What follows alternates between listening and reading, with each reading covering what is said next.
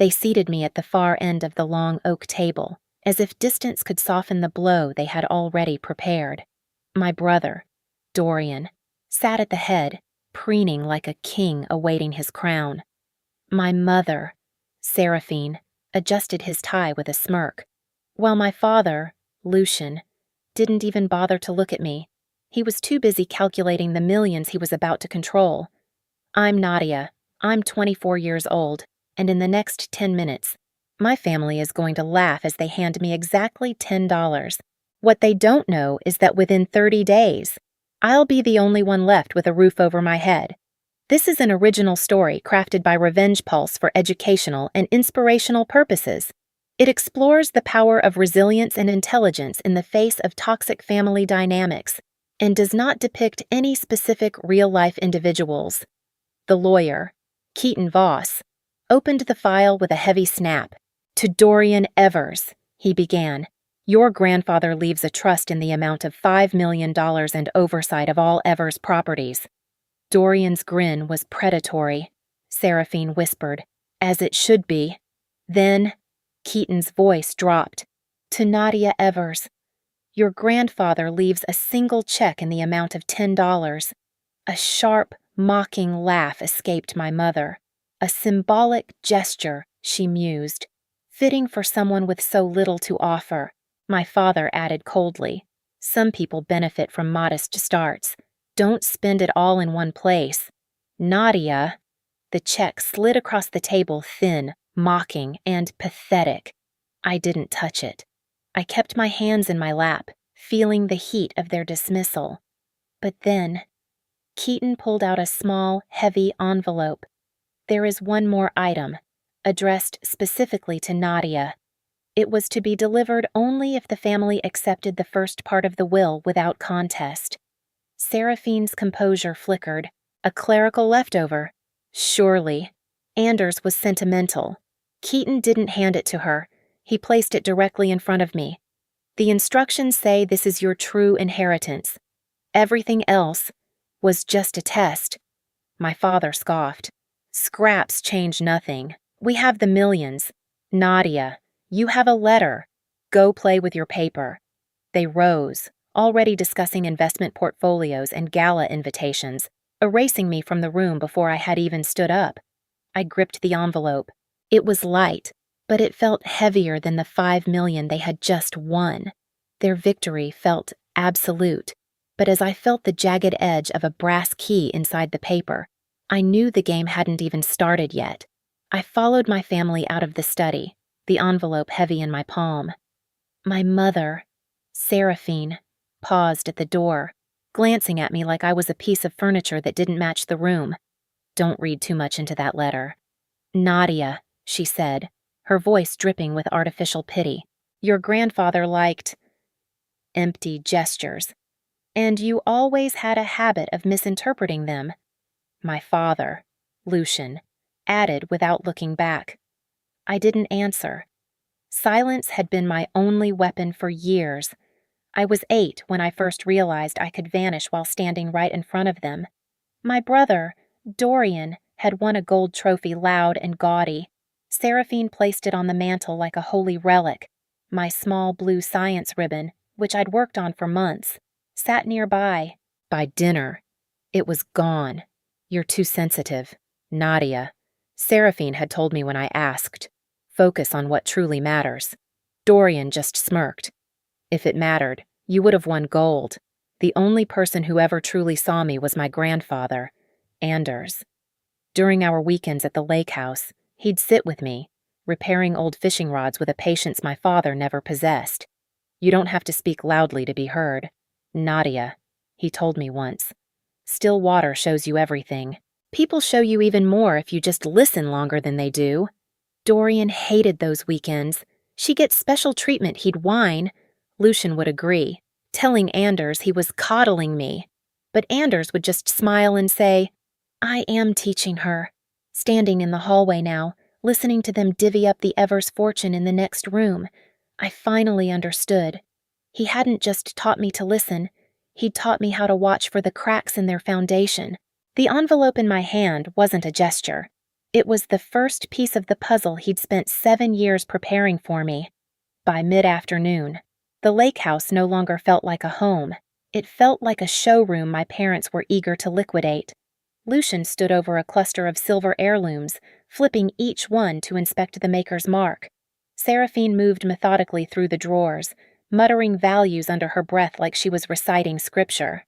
"This piece alone could bring in 30,000, she said, tapping a vintage frame. Father never appreciated the true value of what he had. He appreciated the sentiment, Lucian replied coldly. That's why the estate needs our actual guidance now. I stepped into the doorway. Their conversation halted just long enough to acknowledge me without actually looking at me. There you are, Seraphine said. Don't hover. Nadia, we are sorting things that require responsibility. If you want to be useful, go check the pantry for expired cans. I lived here too, I said quietly. Lucian scoffed. You visited. That is not the same. Dorian entered behind me, smirking over a coffee mug. Maybe you should let the adults work. Sis, this kind of financial pressure doesn't suit you. It's not pressure, I answered. It's grief. He laughed. You always make everything so emotional. On the table near Lucian lay 3 folders embossed with the Evers Foundation seal. I recognized them instantly projected budgets and departmental allocations. My grandfather had warned me that these were the DNA of his life's work. They had no business being in my father's greedy hands. Those belong in the foundation office, I said, my voice firmer. They belong where I decide, Lucian countered. Don't pretend you understand the complexities of these ledgers. Your grandfather only humored you with those internships. Do not mistake his kindness for your relevance. Dorian set down his mug, leaning in. Look, it's over. You got your $10. Take your portion and move on. Seraphine slid the $10 check and the brass key toward me as if she were discarding trash. There. You've always been so proud of earning your own way. Now you have the chance. I picked up the envelope. It weighed almost nothing. But as I watched them strategizing and dividing a man's soul into line items, I felt something in the room shift. They thought they were the predators, but they had forgotten the first rule of the lake: the quietest water is often the deepest. I stepped backward, the key biting into my palm. I wasn't just leaving. I was going to find out exactly what Lucian was so afraid I'd understand. I left the lake house without a word. Their voices faded as I crossed the porch, Lucian barking orders about liquidation timelines, Seraphine already spending money that wasn't hers. The cold night air struck my face, and for the first time in years, I could breathe. At a small inn near the ridge, the owner, Rosa, handed me a key. She saw the storm in my eyes and didn't ask a single question. Once inside, I sat on the narrow bed and opened the envelope. Inside were 3 creased parking stubs from 3 different years and a series of handwritten numbers grouped in columns. At the bottom, Anders had left one line start where the truth was first bent. A memory surfaced late nights during my internship, spotting tiny discrepancies in the Foundation's ledgers that everyone else ignored. Anders had watched me then, whispering, "You see the details others skip. One day, that will be the only thing that matters." I pulled out my laptop and logged into the Foundation's internal archives using the bypass code he'd given me years ago. As the spreadsheets loaded, the numbers on the stubs began to align perfectly with archived activity logs. A pattern emerged: transactions just under the $20,000 board review threshold, repeated every quarter for 7 years. They were all routed through an entity called Northleaf Consulting. My father had once dismissed them as a minor partner. The data told a different story. Northleaf wasn't a partner. It was a drain. Rosa knocked softly. "Need anything?" "Dear, no," I answered, my eyes fixed on the screen. I finally have exactly what I need. The envelope hadn't just given me a message. It had given me the thread that would unravel my father's entire empire. By dawn, my notebook was a map of arrows and cold, hard figures. The room smelled of old heater coils and the dregs of coffee, but I didn't feel the fatigue. I was alive with the hunt. The 3 parking stubs weren't just timestamps, they were locations. Each one was from a garage directly across from a private bank Lucian visited during what he called foundation review sessions. But the official logs showed no sessions on those dates. None. I traced the Northleaf Consulting payments again. $19,750. Every single quarter. For 7 years. Lucian had been siphoning funds, keeping the amounts just small enough to stay under the radar of the board, but not small enough to escape Anders. Then I found the killing blow. Hidden within Anders's personal supplemental files were override notices. He hadn't stopped the transfers. He had been covering them from his own pocket to keep the foundation from collapsing while he gathered evidence. He had been protecting the work until I was ready to defend it. "You saw it all," I whispered, "and you waited for me." The total was staggering $2,400,000 misrouted. Lucian hadn't just been greedy, he had been systematic. He had built his entire lifestyle, the cars, the gala tickets, Dorian's trust fund on a foundation of theft. I saved every file to an encrypted drive and backed it up twice. My hands, which used to shake in my father's presence, were now steady. The numbers had spoken, and they didn't care about Lucian's authority or Seraphine's social standing. They were the truth, and they were about to scream. I returned to the lake house after dusk, the cold sharp enough to keep me alert. My family's cars sat in the driveway perfectly aligned, as if even their parking had to signal control. Inside, I could hear their muffled voices, Lucian's clipped orders, Seraphine's cold corrections, and Dorian's hollow laugh. I slipped inside through the side door. They were in the living room, already dividing the spoils. Dorian should take the lead on the liquidations. Lucian was saying, Nadia has no role in any of this. I moved past the doorway, invisible as always. The study was dimly lit, the air heavy with the scent of old paper. I knelt before Anders's locked cabinet and pressed the brass key into the slot. It turned with a quiet, heavy click. Inside were 4 thin binders labeled by year and a small digital recorder wrapped in cloth. A USB drive rested beneath a stack of handwritten notes. Every detail was intentional, an equation waiting for me to solve it. I pressed play on the recorder. Anders's voice, steady but tired, filled the space. "If you are hearing this, Nadia, then you followed the numbers correctly. Trust your work. It will not fail you." I covered the speaker as Seraphine's voice drifted from the hall. "She's gone. Lucian. Finally, she had enough sense to leave. This isn't her world." I touched the edge of the cabinet door. "It is now," I whispered. I scanned the binders. Anders had tracked every anomaly, every Northleaf transfer, and every lie for 7 years. Then, my eyes caught a tiny glint above the bookshelf of a security camera lens. It wasn't hidden. My parents had simply never bothered to notice anything that wasn't about them. I locked the cabinet and slipped the USB into my pocket. They believed they owned the house, the money, and the narrative. They believed the story was over. But Anders had already written the final chapter. And tonight, I had just stolen the lead. Morning light cut across the floor in a thin, silver line when I returned. Lucian and Seraphine were already dressed in power suits, preparing to dominate a meeting that didn't exist. Dorian hovered near them, straightening a silk tie he didn't need. Seraphine looked at me with polite irritation. "You should have stayed at the inn. Nadia, your presence only complicates the liquidation process." A firm knock echoed through the house. Dorian smirked. Finally, the appraiser. But it wasn't an appraiser. Keaton Voss stepped inside, his face a mask of professional coldness. He carried a folder and a tablet. "We didn't schedule a second meeting." Lucian snapped. "This isn't a meeting." Keaton replied. "This is the execution of Anders Evers's final directives." Seraphine crossed her arms. "The will was read yesterday. It's over. This is not the will." Keaton placed the tablet on the table and pressed play. Anders's voice filled the room calm, deliberate, and unmistakably in control. If this is being heard, it means my family chose self-interest over stewardship. I left a trail of breadcrumbs.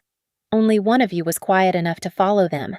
The screen shifted to crystal-clear footage from the study Seraphine and Lucien rifling through Anders's desk just hours after his death, discussing how to gut the foundation for maximum profit.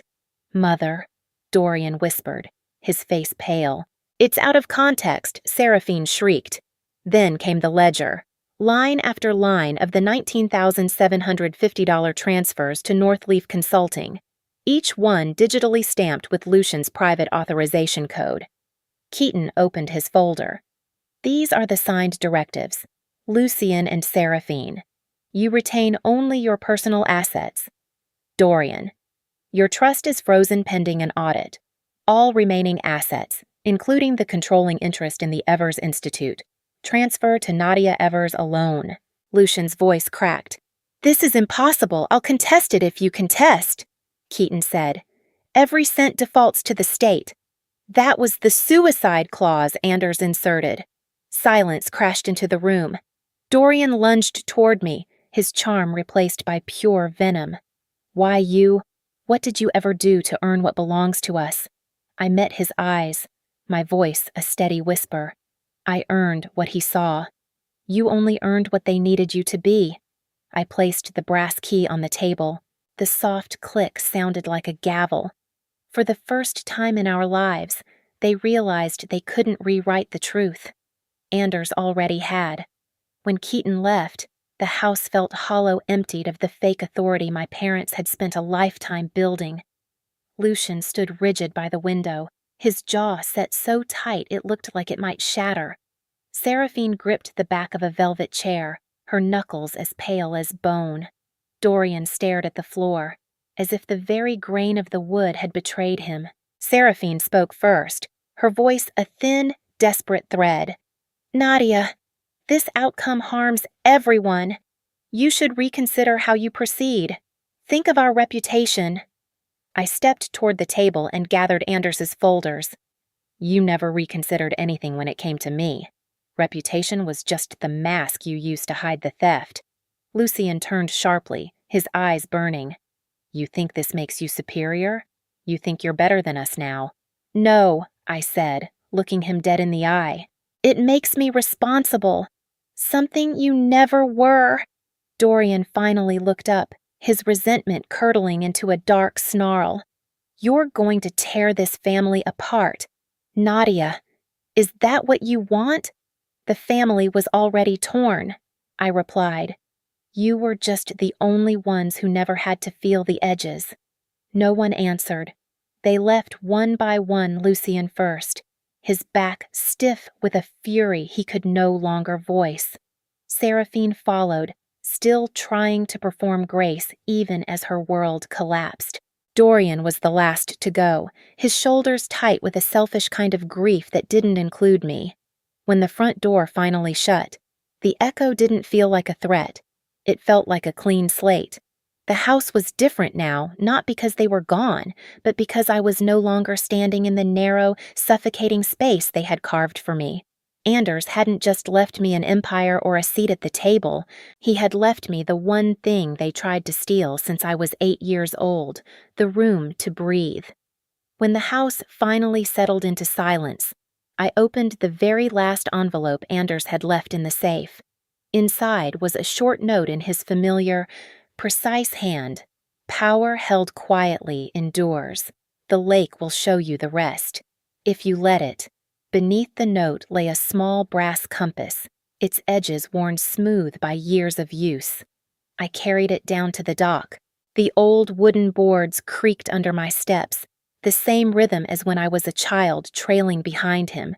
The lake was a sheet of muted silver, stretching toward the horizon without a single ripple. I held the compass in my palm.